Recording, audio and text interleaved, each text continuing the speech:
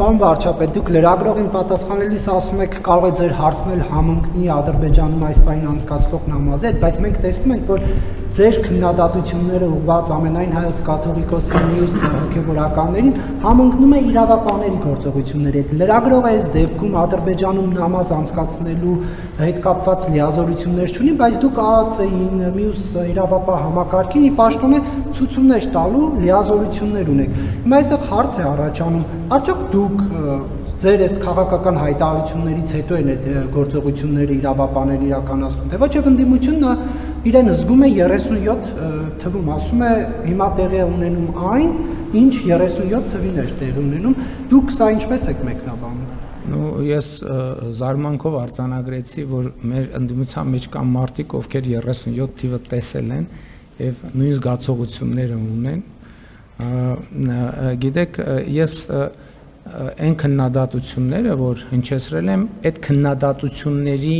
նմանվող քննադատություններ ես հնչեցրել եմ դեռևս 1995 թվականից եւ գուցե մի փոքր ավելի վաղ ժամանակից։ Մենք ձեր հարցի համար կա շատ կոնկրետ մեթոդաբանություն։ Հիմա այդ գործողություններ նախ ես բացառում եմ, պարզապես բացառում եմ, որ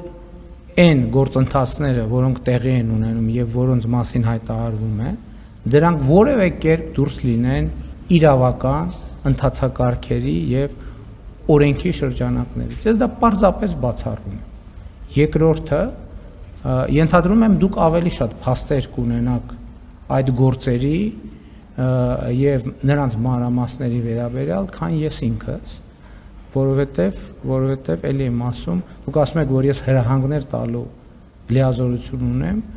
ես ոչ բոլորին հրահանգներ տալու լիազորություն ունեմ, եւ էլ չեմ ասում, որ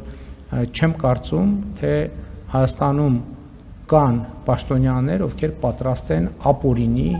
հրահանգներ իրականացնել։ Հայաստանի Հանրապետությունում պետական ինստիտուտները գործում են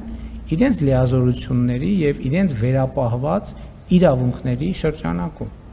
Նույնիսկ եթե հրահանգ տրվի, ով է այդ հրահանգի ապօրինի գործողության պատասխանատվությունը, ով է վերցնելու։ Չկա նման բան պարզապես չկա նման բան։ Եվ էլի, գիտեք, Հայաստանում մի այսպիսի բան կա, մի այսպիսի երևույթ կա։ Կարող է պարզվի, որ քրեական պատասխանատվությունից խուսափելու լավագույն ձևը ընդդիմադիր քաղաքական գործունեություն ծավալելն է։ Դե դառնում ես ընդդիմադիր, իմանալով, որ դու օրենքի հետ այս խնդրեմն ունես, այն խնդրեմն ունես, այն խնդրեմն ունես, այն խնդրեմն ունես, եւ բան չի պատահի, շատ լավ։ Իսկ եթե այդ հանկարծ այդ ամեն ինչ կբացահայտվի, խնդրեմ իհարկե ամենալավագույն ձևը։ Ես այս վերջերս ասեցի, այդ տենց մի անց կար, որ պաշտոնյա էր մեր ստեղծած կազմակերպությունում, հենց հայտնվեց հետախուզման մեջ, պարզվեց, որ ամբողջ կյանքը ընդդիմադիր ա եղել։ Արդեն սկսեց ուրիշ ձևով խոսալ իմ մասին, այսինքն տպավորություն է, որ տենց 37 թվից մինչև այսօր ընդդիմադիր քաղաքական գործունեություն են ծավալել։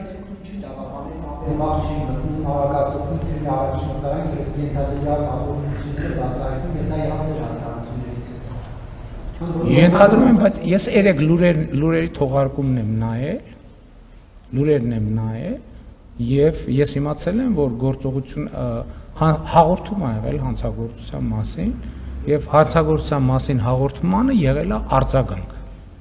Չի լինում քրեական ընթացակարգ